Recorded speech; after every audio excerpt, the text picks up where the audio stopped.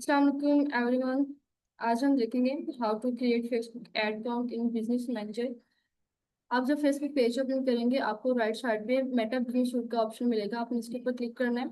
जब Meta on हो जाए देन आपको लास्ट पे सेटिंग का ऑप्शन मिलेगा। जब आप सेटिंग के ऊपर क्लिक करेंगे तो आपके पास बिजनेस पोर्टफोलियो ओपन हो जाएगा, बिजनेस मैनेजर। आपने एड अकाउंट में आना है, देन आपको ऑप्शन मिलेगा एड का। आपने एड के ऊपर क्लिक करना है। You can go with create a new ad account. अपने एड अकाउंट नेम लिखना है।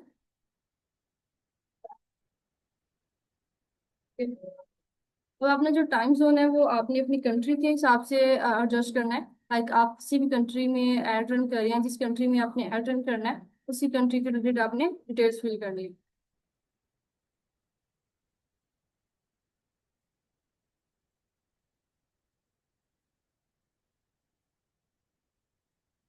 Currency BKR।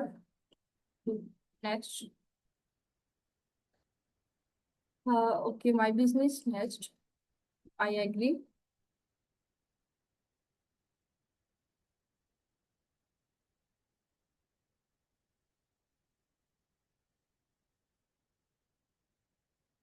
That's it, your ad account is ready.